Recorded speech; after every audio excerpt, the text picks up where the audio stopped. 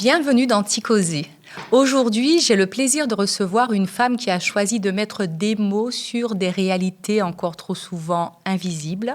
Manzel Cléo, autrice de Crépusculaire, elle signe une œuvre à la frontière entre témoignage et fiction, née d'une expérience personnelle marquante autour de la discrimination capillaire.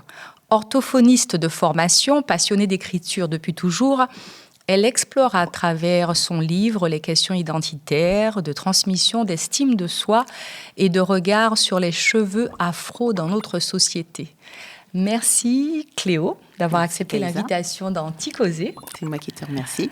Donc en fait, vous décidez d'écrire ce livre que je montre là, Crépusculaire. C'est parce qu'en fait, c'est une histoire personnelle. Ça vient d'une histoire personnelle. Exactement. Racontez-nous cette histoire. Qu'est-ce qui s'est passé? Pourquoi vous décidez de faire ça? C'est une histoire personnelle à titre maternel, mais en fait, c'est une histoire qui est arrivée à mon fils, en réalité, qui était alors au collège quand ça s'est passé, qui s'est vu, en arrivant au portail, arrêté par le principal, en fait, qui a reçu une première réflexion sur sa coiffure. Alors, il avait été coiffé durant le week-end, c'était un lundi matin. Donc, j'avais lavé ses cheveux, il a eu sa routine complète, il avait les cheveux propres, il était correctement tressé dans l'art et la culture de chez nous, sans gel, sans perles, sans brillantine, enfin tout ce qui pourrait paraître accessoire et tape à l'œil. En fait, on lui a fait une réflexion en début de matinée, puis on lui a fait comprendre qu'il valait mieux qu'il change de coiffure pour continuer à fréquenter l'établissement, et ça a duré un peu. Et la réflexion exacte, c'était quoi en fait, les mots? Alors ça, je ne saurais pas le dire comme ça, elle n'a pas su me le dire, mais en fait, quand il est rentré, j'ai vu qu'il était tracassé, et il m'a dit, on m'a dit de retirer mes tresses, et je crois qu'il faut que je change de coiffure. Voilà, je pense qu'il lui-même ne réalisait pas tellement, donc il ne m'a peut-être pas dit... En tout cas, le message était clair, il fallait qu'il revienne, mais coiffer autrement. Mais c'était la première fois qu'il avait cette réflexion? Pour le coup, oui, parce qu'il fréquentait cet établissement-là déjà depuis 2 ans.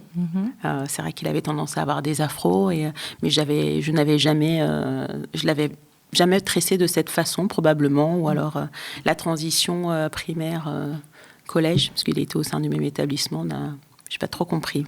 Il n'avait pas eu de réflexion de cette acabit avant, non. Quand il vous raconte ça, vous pensez à quoi? Qu'est-ce qui vous vient à l'idée tout de suite? En fait, je n'ai pas pris au sérieux. Il me l'a dit, c'est rentré vraiment par là et c'est ressorti par là, parce que je me suis dit qu'il avait du mal à comprendre. Et je ne me suis pas du tout... préoccupée. Mais non, je ne l'ai pas pris. Au moins, je ne m'en suis pas préoccupée dans le sens où... je dis, oui, bon, ils lui ont dit ça peut-être parce qu'il se détachait un peu du lot, capillairement parlant, on va dire. Ils vont s'y habituer, en fait, je ne comprenais pas... Et donc, ça a été réitéré le lendemain, et puis encore un peu, et puis ça a pris d'autres proportions. J'ai eu un message, ça s'est fait de manière un peu cavalière, je trouve, par message interposé via la CPE d'origine antillaise. Mais ça, j'ai découvert seulement quand je lui parlais, qui m'a dit, j'essayais de dire, mais j'ai pas trop compris, elle venait de prendre son poste, mais elle a retransmis l'information. Et ça a duré en fait la semaine. Et... avant d'avoir cette réflexion profonde, je me suis dit quand même, il est malin, il lui parle, mais il n'y a pas de trace écrite, donc il n'écrit pas dans le carnet, c'est que de l'oral, donc mon fils ne peut rien prouver, juste me... Donc il pouvait que le dire, mais en fait rien n'était écrit. Rien n'était écrit, donc dans la mesure où je n'avais pas de trace écrite non plus, j'ai relu le règlement, je n'étais pas en porte-à-faux, il est marqué justement les cheveux, pas de perles, pas de gel en excès.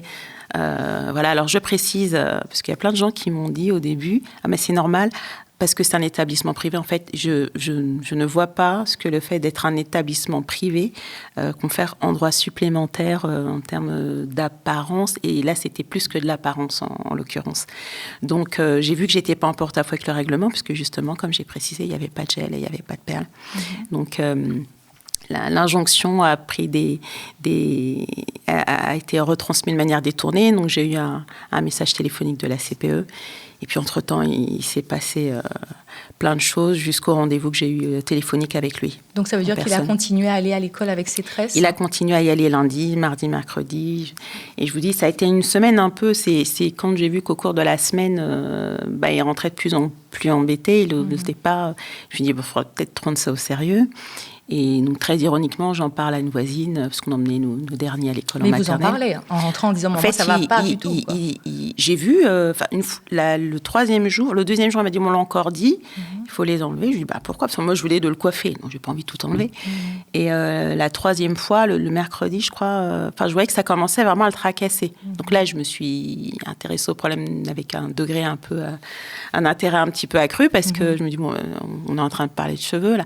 Mais sans prendre les choses vraiment à bras le cœur, parce que à bras le corps, pardon, parce que il y avait ça me semblait quand même un peu voilà. Et lorsque j'ai partagé, j'en ai discuté avec ma voisine.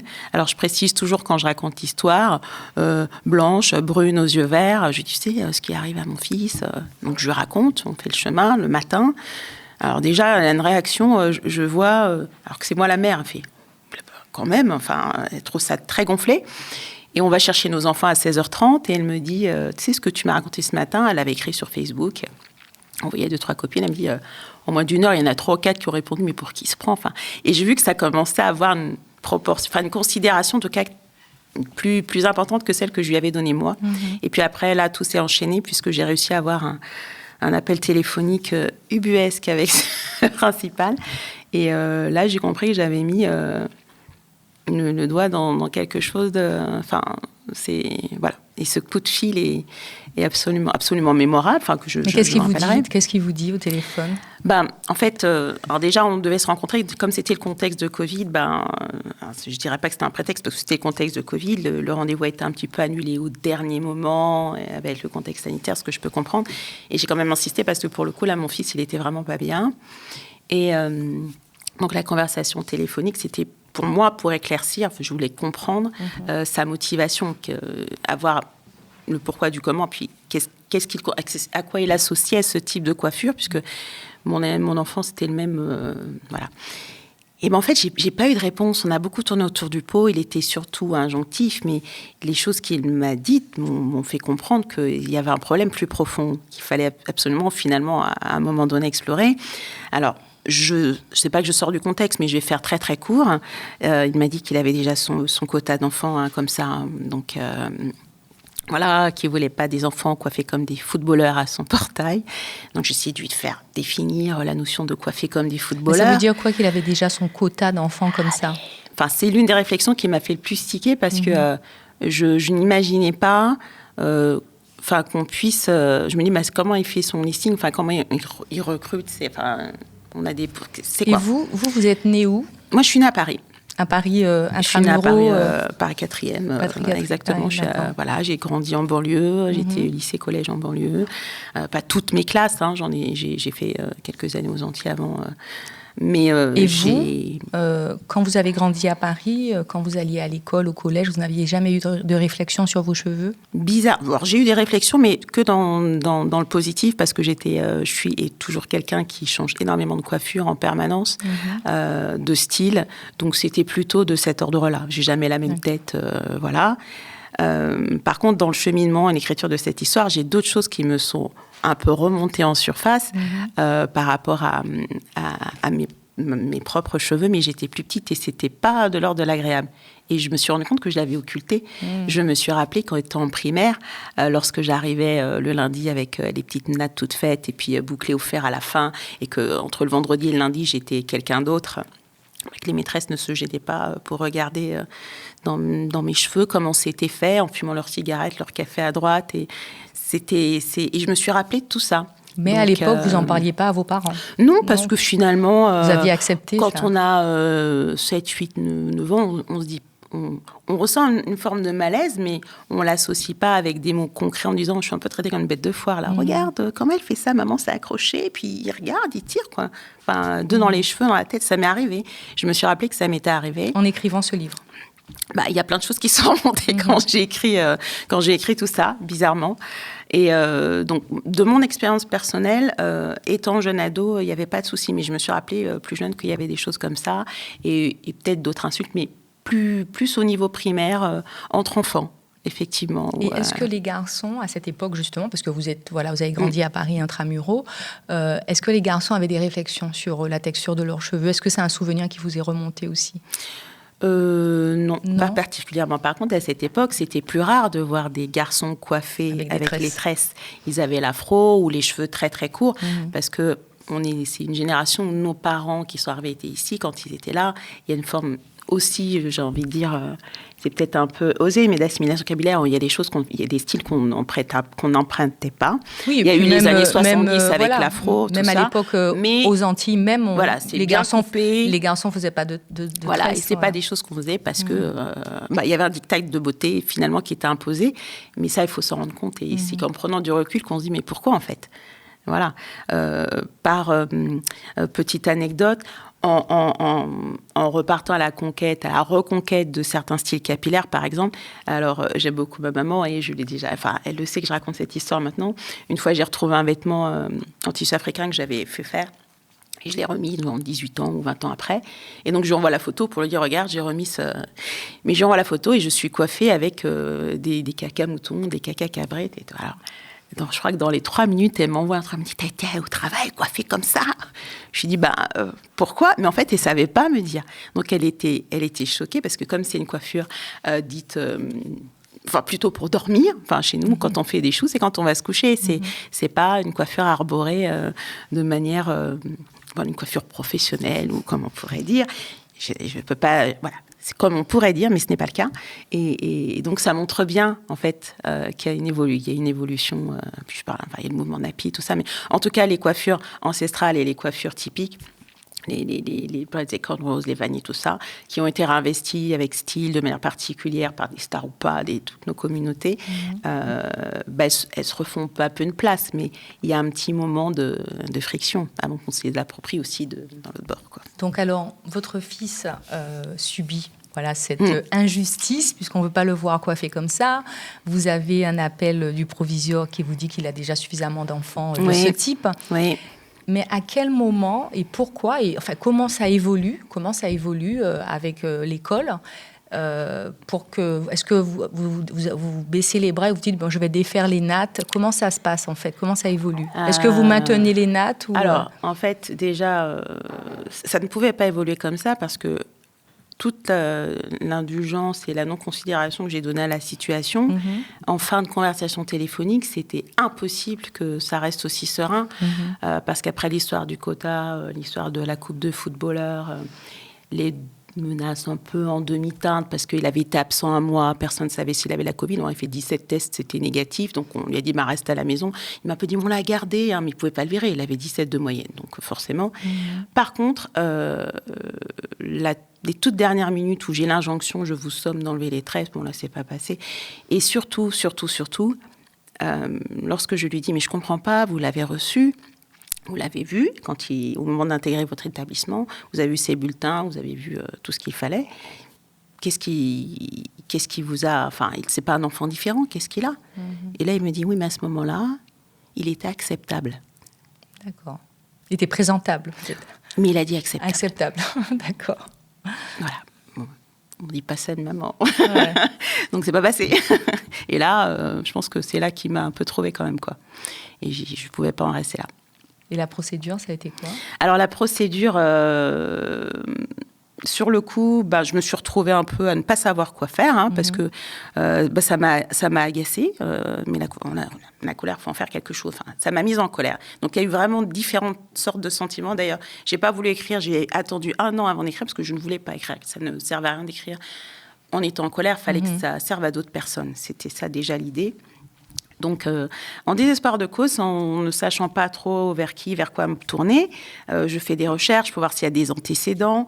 Je vois que ça peut être compliqué, que je ne suis pas dans mon mauvais droit, mais en même temps que c'est une école privée, qu'on va peut-être me dire, etc., etc. Et là, j'ai un flash. Je me rappelle d'un livre que j'ai offert à ma petite sœur, de Juliette Smeralda, que je salue fortement, comme d'habitude, à qui j'envoie un mail, en fait, donc Peau noire, cheveux crépus, histoire d'une aliénation. Et je lui envoie un mail en lui expliquant. Alors, j'ai un petit peu déversé tout ce qui est. Et j'étais. Voilà. Alors, avant que je lui envoie le mail, j'écris à l'académie. Parce que je me dis, je pense que c'est assez grave pour que ce soit pris en considération en plus haut lieu et qu'on ait au moins une discussion, quelque chose, qu'on clarifie les choses. Donc, je fais un brouillon de lettres que je fais lire par 3 personnes. Je mets des citations de Françoise Dolto, parce que tout le monde connaît Françoise Dolto. Je fais lire par la voisine en question, ma mère, ma sœur, tout le monde, je l'envoie. Et jusqu'à présent, j'attends un retour. Et quand j'ai vu cette non-considération-là, j'ai trouvé que c'était un petit peu fort de café. Et je me suis rappelée de ce livre. Et j'ai écrit au docteur Smeralda, qui, à ma grande surprise, m'a répondu au bout de 8 jours. On a commencé à échanger comme ça. Elle m'a écrit plusieurs fois. Elle m'a donné quelques pistes. Elle m'a dit, c'est vrai que si vous vous engagez là-dedans et que vous le faites à vos frais, ça peut être long, ça peut être... Alors moi, j'avais pas envie d'y perdre des sous, de l'énergie. Mon fils, il était encore à l'école. Et surtout, l'idée, c'est qu'il puisse recevoir des excuses, enfin quelque chose de sincère. Et là, ça n'aurait pas du tout été ça. Ça aurait plus fait grandir le ressentiment, la rancœur. Le gars, il aurait été pas très content s'il avait perdu. Moi, si j'avais perdu, j'aurais été encore pas... Et ça servait à rien. Mais elle m'a dit un truc, enfin là, elle a écrit vraiment quelque chose à un moment, elle dit, oui, c'est comme ça qu'on nous traite, mais et si on ne fait rien, jamais rien ne sera fait. Et si vous avez envie de faire quelque chose, faites-le. Et donc là, ça a commencé à mûrir dans ma tête. Je ne savais pas quoi faire au début, et c'est comme ça que j'ai commencé à y penser. J'ai un peu creusé, et voilà. Et aujourd'hui, votre fils, comment il va ? Alors aujourd'hui, mon fils, il est grand, il est beau, il est fort. Il fait des tresses. Il a 18 ans, il fait des tresses, il fait des boucles. Personne ne touche sa chaîne. Il a toujours 18 de moyenne en ayant des tresses. Écoutez, en tout cas, c'est pas ça qui le fera rater sa vie. Et c'est surtout pas ça qui doit servir de critère de recrutement, ou quel que soit l'endroit où il se présente pour travailler. Et en fait, je pense que c'est ce que je me suis dit. Je me dis, je peux pas mourir demain, qu'il m'arrive quelque chose, et que mon fils puisse croire qu'à cause d'une coiffure, il n'est pas valable ou acceptable. Ou ça, c'était juste... c'était pas envisageable. C'était pas envisageable. Mais néanmoins, pour qu'il continue à aller à l'école, vous avez enlevé les tresses. Ah oui, alors, quand j'ai raccroché, sous le coup de l'agacement, un peu prononcé, il est rentré. Alors lui, il s'attendait, il ne savait pas que j'avais été au téléphone avec... et je l'ai regardé, je lui ai fait, si tu veux enlever les tresses, tu les enlèves. Mais si tu veux les garder, tu les gardes. Et si lundi, on te redit quelque chose, moi, j'irai avec toi. Parce que je ne voulais pas rentrer dans le cliché de la angry black woman. Mais je peux faire ça. C'est pas un souci. Mais je le lui ai dit. Et en fait, on ne lui a rien dit. Il a été regardé un peu de loin, observé. Il a senti qu'il y avait quelque chose. Il a gardé ses tresses. Et il les a enlevées quand il a voulu les enlever, la semaine d'après. Enfin, l'injonction qui a été faite comme ça aussi sommairement, pour moi, c'était pas acceptable. Voilà, après, j'ai eu d'autres pistes, mais il ne fallait pas tomber dans une forme de revendication violente pour qu'il était toujours dans l'établissement. Il y a des choses quand même qu'il faut considérer. J'ai pensé à contacter le crâne, tout ça, mais encore une fois, ça demandait de rentrer, d'entamer des démarches à un niveau... voilà. Juridique. Voilà, un niveau juridique. Et je pense que finalement, investiguer et essayer de rentrer dans... Enfin, je pense que aujourd'hui, je ne regrette pas mon choix. Donc, en fait, en écrivant ce livre, vous parlez à tous les enfants qui ont les cheveux crépus, frisés, bouclés, texturés, comme on dit maintenant. Et vous racontez des anecdotes. Il y a des souvenirs qui vous reviennent. Alors, je ne parle pas qu'à ces enfants-là, justement. C'est ce que je vous disais au début, et c'est ça qui est assez extraordinaire, c'est que finalement, j'ai exploré des choses qui étaient très personnelles. Et effectivement, il y a 2 ou 3 anecdotes qui me concernent, que j'ai mis que je fais parler, que je fais revivre à travers des personnages. Je m'adresse effectivement à toutes les personnes qui peuvent ressembler à mon fils avec leurs cheveux. Moi, je dis pas texturés, je dis crépus, bouclés, frisés, tout ce que vous voulez. Et qui sont peut-être victimes de ce genre de remarques-là, ou qui qui n'ont pas encore embrassé et qui n'ont pas encore su apprécier toute cette part d'héritage capillaire qu'on peut avoir. Parce que finalement, je me suis rendu compte que j'en faisais pas un cheval de bataille, j'avais pas besoin de revendiquer ça. Mais quand on lit le livre de Julie Esmeralda et qu'on comprend la source et qu'on comprend les racines de tout ce qui s'est imposé dans le monde de la beauté et la façon dont ce dénigrement hyper... Enfin, c'est voilà. Et on se rend compte que ça atteint, exactement comme toutes les séquelles de l'esclavage, un inconscient collectif. Et quand je me suis rendu compte, en faisant toutes ces recherches, que je comprends mieux pourquoi certaines femmes, dans leur identité, dans leur estime d'elles-mêmes, dans leur considération de leur propre beauté, dans leur façon dans leur difficulté à conquérir tout ça, elles ont du mal. On peut pas blâmer. Voilà. Et retracer cette histoire. Ça a été très intéressant et c'est c'est plus que finalement le cheveu est devenu un peu un prétexte. C'est ce que j'ai choisi de mettre en scène. C'est le cheminement qu'on peut avoir pour finalement comprendre que on est tout aussi valable. On n'a rien à réclamer, on n'a rien de moins bien que les autres types de cheveux et que dans notre beauté, elle est entière en fait. Elle est déjà là. Voilà. Donc c'est pour aussi, ce livre aussi, il est très important pour redonner confiance et pour accepter sa nature. Alors en fait. le maître mot, c'est vraiment soit reconquérir, soit découvrir, soit renforcer son estime de soi, en fait. Et alors je veux pas. Ce serait facile de dire, mais c'est un peu superficiel les cheveux. En fait, non, c'est un tout. Le corps en soi. Enfin. Pourquoi on le mettrait de côté plus que tout ce qui est... C'est un tout. Je pense qu'il n'y a pas à dissocier, il n'y a pas un moment à compartimenter, comme on disait tout à l'heure. Pourquoi est-ce qu'à un moment, et c'est des réflexions, parce que j'ai fait passer des entretiens, d'interviews, j'ai posé des questions à beaucoup de personnes contentes de porter les cheveux ou qui portaient toujours des perruques. Enfin, j'ai vraiment cherché à comprendre tout ça. Je ne trouve pas normal qu'on puisse se dire, bon là je suis recrutée, mais finalement je ne vais pas y aller coiffée comme ça, alors qu'on y va avec le même bagage intellectuel, les mêmes compétences. Qu'est-ce qu'une coiffure de cheveux ajoute ou enlève aux compétences qu'on peut mettre en œuvre. Et j'ai une petite sœur qui a travaillé à la banque, qui avait des locks tout à fait corrects et jolis, qu'elle prenait toujours soin de bien coiffer pour faire son travail dans le cadre horaire, et qu'une fois, elle les a détachés parce que le rideau était fermé, la banque était fermée, et bon, c'était un petit peu serré, elle s'est fait convoquer le lundi, en fait. Donc, moi, je ne comprends pas. Dans justement ce livre, vous ne parlez pas simplement des femmes aux cheveux crépus, bouclés, frisés, vous parlez des autres. Celles qui jugent, celles qui ont des avis, ou celles qui... touche un peu le cheveu comme si c'était quelque chose de différent, de questionnable. Alors, je parle surtout d'attitude. Je pense que je remets en scène des choses qui sont connues. Alors, il y a la fameuse scène du métro où, voilà, il y a... Et ça, je pense que j'ai dû voir au moins 7 ou 8 vidéos YouTube qui le relatent. J'ai interviewé moi-même des personnes qui en parlent. Je me suis rappelé que c'est ce qui m'est arrivé aussi étant petite. Et ça, ce n'est pas normal. Enfin, d'un point de vue sociologique, le périmètre personnel, c'est 30 cm² autour de soi. Donc, quand quelqu'un il arrive et qui met sa main dans vos cheveux... Comme je dis à ma fille, c'est exactement pareil que s'il la met dans ton chemisier. Si tu ne l'autorises pas à le faire, c'est ton corps. Il n'a pas à le faire. Est-ce qu'aujourd'hui, c'est aussi fréquent qu'avant ? Parce qu'avant, c'était très fréquent. Enfin, je veux dire, même moi, en arrivant ici en 76, je me souviens très bien qu'on me touchait les cheveux. Voilà.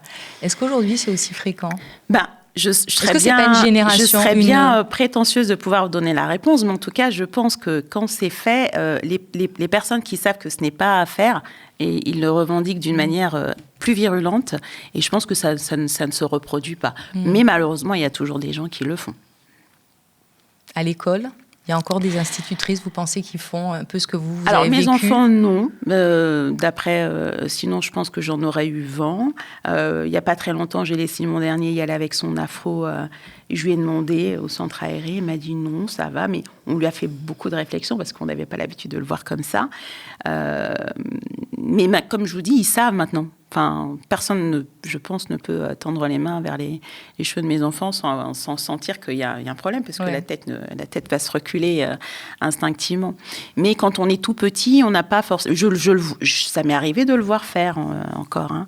Mais j'étais beaucoup plus jeune, peut-être étudiante. Voilà. Puis vous avez l'impression que les gens ils vont avec une bonne intentionnalité, quoi. Mais et encore une fois, hein, je pense que si je mets ma main dans votre chemisier, ça va pas vous plaire. Non, pas du tout. Même sur mes cheveux. Donc vous le faites pas dans les cheveux. C'est une partie du corps aussi. Alors justement, crépusculaire. Pourquoi ce... Alors, à la base, avant de décider de faire une histoire un petit peu romancée comme ça, j'étais partie sur un essai ou un recueil de poèmes et de poésie, parce que c'est ce que je préfère écrire. Et ça s'est pas fait. Et j'ai gardé j'ai voulu que le titre puisse refléter quelque chose d'un peu... alors pas enjolivé, mais assez imagé, et ça tombait très très bien parce que j'estime qu'on est des peuples du soleil. Le fait que le mot crépuscule en lui-même suggère se lever ou se coucher sans qu'on sache vraiment, mais c'est toujours d'une beauté incroyable. Dans crépuscule, il y a crépus, et le mot crépusculaire, il se prêtait bien parce que hair en anglais, c'est cheveux. Donc je me dis, voilà, on a trouvé d'autres titres. Il y a autre chose dans votre livre, c'est un livre interactif, puisqu'il y a des QR codes. Ouais. Donc, quand on lit, si on veut savoir d'où ça vient, il y a... Alors ça, je l'ai fait parce que je suis partie... je me suis rappelée de mon expérience d'étudiante, parce que j'ai été à la fac assez longtemps, et j'ai eu plein de mémoires à rédiger, plein de trucs à lire, qu'on n'aime pas toujours aller voir les bibliographies, c'est facile. C'est bien, hein, parce qu'il faut documenter, il faut citer, mais on ne va pas les lire forcément. Et je me suis dit, quand même dommage que je puisse m'appuyer uniquement sur des faits réels, que ce soit artistiques, culturels, politiques, musique, enfin tout ça, et qu'on ne puisse pas comprendre de quoi je parle. Ou alors, voilà. Donc l'idée m'est venue, parce que j'ai vu ça j'avais vu dans un petit livre, Nico le musicien, aux éditions Sucrier, où, justement, pour plonger un petit peu dans l'atmosphère, il suffisait de scanner le QR. Et je me suis dit, pourquoi pas, parce que ça me permet de faire le lecteur se plonger dans l'ambiance de la chambre de mon héroïne, par exemple. Quand elle écoute une musique, il peut savoir ce qu'elle écoute. Lorsque je fais une référence qui me semble importante, parce que l'idée un peu, c'est de partager le patrimoine, la culture. Quand je parle de René Maran, que tout le monde ne connaît pas forcément, si on scanne, on peut voir l'article auquel je me réfère. Et c'est comme ça un petit peu pour tout, quoi, pas seulement pour la musique. Et puis, ce sera de plus en plus prégnant, parce qu'il y a plein de choses dont je vais parler dans les autres tomes aussi. Voilà. Il y a aussi, quand vous parlez de messages, vous mettez vraiment les messages WhatsApp. Oui, parce que la première partie, alors ça c'est important, parce que les gens parfois sont un peu... Il y a le prologue qui n'est pas obligatoirement à lire. Le prologue situe l'action. Elle se commence avec les jeunes, ont une période très difficile avec la Covid. Donc ça commence en 2020. En 2020, on était cloisonnés chez nous. C'était le blocus social pour les jeunes. Et ils ne pouvaient communiquer entre eux que par WhatsApp. Les apérovisions ont pris tout leur essor. Donc, cette période de 2020, là, vraiment, j'essaie de la retraduire, de la remettre en lumière comme les jeunes ont pu la vivre, parce que j'ai lu aussi beaucoup de choses à ce propos-là. Donc, effectivement, le prologue est fait majoritairement d'échanges de textos, en alternance avec le journal intime de mon héroïne, on commence déjà à la découvrir avec son introspection, son état d'esprit, qui vont nous mener vers son cheminement. Voilà. Et là, donc, vous nous parlez il y a Cyrielle, Julia. Oui. Donc, ce sont des copines, des Parisiennes. C'est vraiment les seuls éléments vraiment complètement créés de toutes pièces. Ce sont les personnages, la bande de copines qui gravitent autour de mon héroïne, qui nage un peu dans sa non-connaissance, sa naïveté, qui a encore une vision du monde. Tout le monde est beau, tout le monde est gentil, mais voilà, c'est un peu ça va être un peu violent de découvrir que ce n'est pas le cas pour elle. Donc, en fait, elle découvre son histoire à travers les remarques des autres parce qu'elle va chercher... En fait, le parallèle qui peut être établi peut-être avec mon côté personnel, c'est donc cette façon que j'ai eue d'appréhender finalement ma propre histoire, de relire des textes de chez nous, des auteurs de chez nous, de découvrir des histoires de chez nous qu'on ne connaît pas forcément. Parce que vos parents vous en parlaient pas ? Pas spécialement. Je connais la culture musicale, parce que j'écoutais du Kassav. Je sais, quand je vais dans mon pays, telle commune, il y a plein de choses que je n'ai pas apprises de manière aussi approfondie que des choses qui concernent la France en elle-même, par exemple. Et c'est dommage. Il y a des personnages qui méritaient, je pense, d'être plus cités, voilà. Et en fait...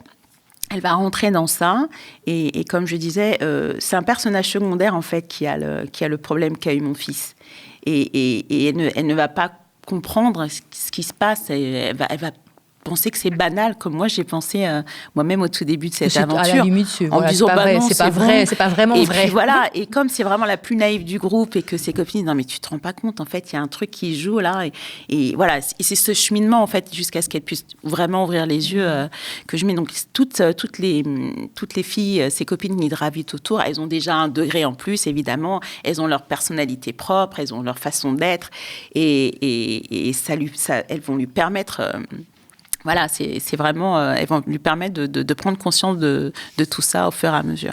De son histoire. De son histoire. Donc, en fait, quelque part, c'est une action qu'a menée le proviseur, qui n'était pas une très belle action, mais ça vous emmène à aller chercher et peut-être à instruire votre fils, en fait, à l'éduquer, à lui apprendre aussi qui il est. Moi, je suis partie du terme mes aventures, mais je pense que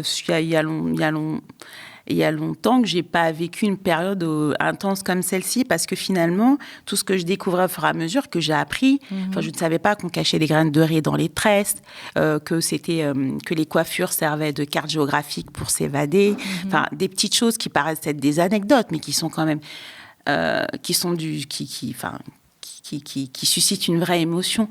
J'ai découvert, d'ailleurs j'en parlerai après pour mes actualités, j'ai par rapport à l'esclavage, de lire des textes qui en parlent, de relire le Code noir, de comprendre quand même tout ce qui joue autour de ça, ce n'est pas rien. Et c'est pour ça que je vous dis, le chevet est presque devenu un prétexte. En fait, on est en train de parler de l'histoire avec un grand H, mais de l'histoire du peuple noir, des peuples noirs, de la diaspora afro-caribéenne. Et... cette histoire en parallèle de celle qu'on nous apprend à l'école dans les programmes et qui est vraiment la nôtre, dont on ne sait pratiquement rien, je trouvais ça un peu injuste. Donc à chaque fois que je découvrais quelque chose, j'ai parlé Victor Schellcher, j'ai parlé de tout ça avec mes enfants. Du coup, ça m'a ouvert. J'avais l'impression d'avoir une version moderne d'une bonne séance avec Benzo le conteur, mais pas aussi bien évidemment, que je lui demande pardon qui va m'écrire et va me le dire. Mais en fait, de retransmettre. Et c'est là que je disais tout à l'heure, j'ai l'impression d'avoir raté un peu ça. Donc j'ai rattrapé le coche un peu à ma façon. Ils m'ont posé des questions. Et ils ont des âges très différents. Alors, le petit était vraiment petit. Ma fille, elle est rentrée beaucoup dans l'élaboration des personnages. Et c'était chouette de pouvoir... Et mon fils, finalement, il a écouté beaucoup de loin. Et ça a eu un effet quand je suis offert pour ses 15 ans, le jour de ses 15 ans. Donc, ça faisait déjà 2 ans, 2 ans et demi, 3 ans. Et il m'en a parlé encore quelques mois après. Et quand il m'en a parlé, je fais chouette. Et après, la brochette des 3 m'a dit faut peut-être le finir ou faire la suite. Donc, je n'étais pas partie pour ça. Moi, le livre que vous tenez entre les mains, à la base, c'était pour mon fils, pour susciter la discussion avec mon fils, parce que c'est un grand lecteur. Il lit beaucoup. Et pour voir... Vous aussi, vous étiez une grande lectrice. Oui, je l'ai été, avec des hauts, des bas, des périodes où soit on est dans les couches, à un moment, c'est plus du tout pareil. On arrive à se reprendre en main, à recadrer, à recaler des loisirs un peu... Ça, je vous fais pas de dessin. Donc, j'ai toujours lu, mais là, j'ai recommencé à lire plus une littérature différente. Voilà, quand vous étiez plus jeune, quand vous étiez étudiante ici, vos parents ne vous ont pas parlé de tous ces auteurs, Guadeloupe, Martinique, Caraïbes, donc vous étiez très loin de cette littérature. J'étais très loin de ça, je lisais beaucoup, trop, je lisais en cachette, la nuit, comme font mes gosses et tout. Mais je lisais la comtesse de Ségur 4 fois, je lisais Tom Sawyer, je lisais je lisais pas les choses de chez nous. Je connaissais pas Tijan, je connaissais pas Compère Macaque, je connaissais pas. Voilà. Quand j'ai vécu, j'ai fait Chamoiseau. Alors ça un petit peu plus tard. Et ça c'est Maryse un Condé, point. Ça, ce sont des auteurs que j'ai investis d'un point de vue littéraire après ma vingtaine. D'accord. Et ça, je trouve que c'est pas normal. J'ai été très surprise. Vos enfants, vous leur... Ah ben oui, pour le coup, on essaie quand même. Il faut, quand je parle d'équilibre, de rééquilibrage, c'est vraiment à ce niveau-là. Et je me rappelle très bien de mon année de terminale. Avec le recul, je me dis que c'était encore un symptôme de quelque chose. J'avais été très surprise d'avoir des textes d'Aimé Césaire dans ma liste de bac français. Et j'avais été très surprise d'entendre des réactions de mes camarades de classe, parce que c'est très particulier, ce surréalisme, ces images fortes qu'il utilise. Vos parents sont de la Guadeloupe, la Martinique ? Les deux sont de la Martinique, de Basse-Pointe, de la ville de Césaire. Et, je crois que ma mamie a connu, enfin, il y a un petit truc là, j'aurais bien aimé le rencontrer aussi, mais mes parents l'ont rencontré, ma mamie est une contemporaine, hein, ils étaient copains. Voilà, comme quoi c'est important, très important de lire les auteurs très important. Enfin, des Outre-mer, d'où on vient, quoi, de lire les auteurs, l'histoire. Moi, je n'ai plus peur de dire qu'il faut lire des auteurs noirs, parce que vous avez dans la littérature, l'expression. Alors, Aimé Césaire a un peu pignon sur rue parce que. Mais il y en a plein d'autres. Voilà. Mais il y en a plein d'autres. Il y en a plein d'autres. Et la littérature antillaise et la littérature des pays d'Afrique, en me replongeant dans là, j'ai vu que les nuances, j'ai vu des différences. Je peux même plus dire littérature noire. En fait, il y a vraiment une spécificité. Littérature africaine, littérature caribéenne, antillaise. Exactement. Et ça, on ne le sait pas. Après, j'ai été habituée à lire, j'ai dû lire, j'ai fait des études de langue civilisation étrangère, j'ai fait anglais, espagnol, italien, j'ai tout ça. Quand je vois les bibliographies et les lectures obligatoires que j'ai eues de plein d'auteurs et que je me suis rendu compte que j'en avais même pas fait un tiers. C'est peut-être aussi, est-ce que vous pensez que c'est un petit peu la conséquence de l'assimilation, parce que quand les Antillais arrivaient à Paris, en Hexagone, il fallait s'assimiler, donc en fait laisser tout le reste de côté. Alors, vous parlez d'un point de vue éducationnel parental ou scolaire pédagogique parental, parce que les parents, certains parents n'ont pas transmis ça, n'ont pas du tout.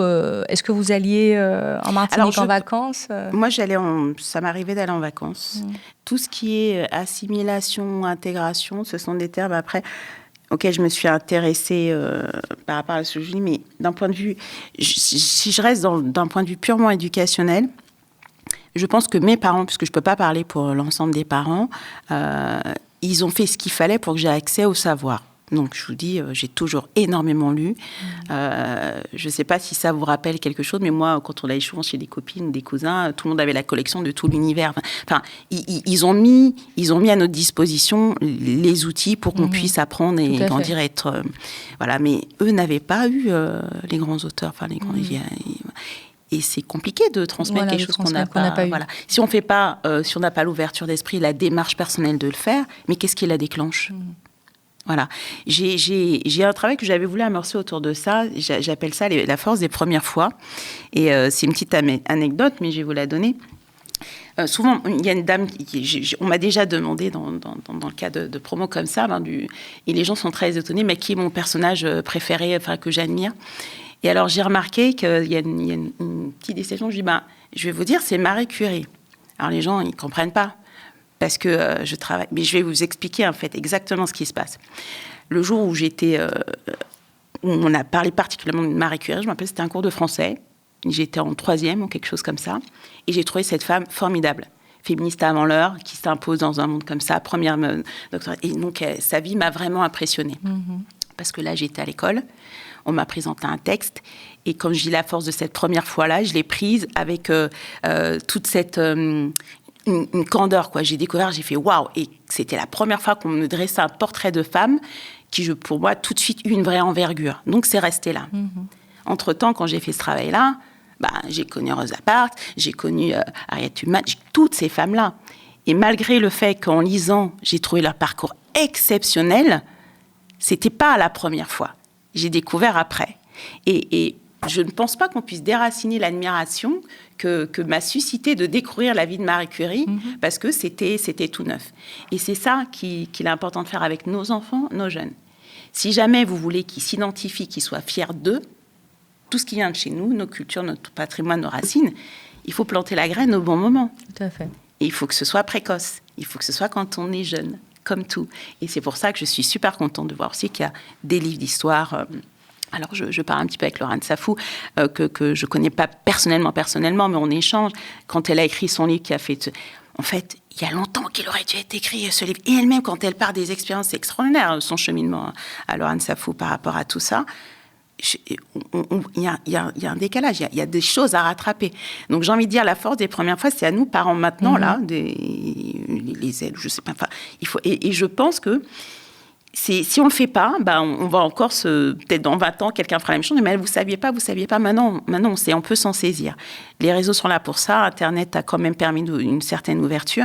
Donc du coup, il faut susciter cette envie de découvrir. Donc il y a un moment, c'est vrai que j'ai été avide, j'ai lu des choses, mais il faut rattraper. Oh, wow. Oui, quand vous découvrez un monde, et ça, c'est extraordinaire.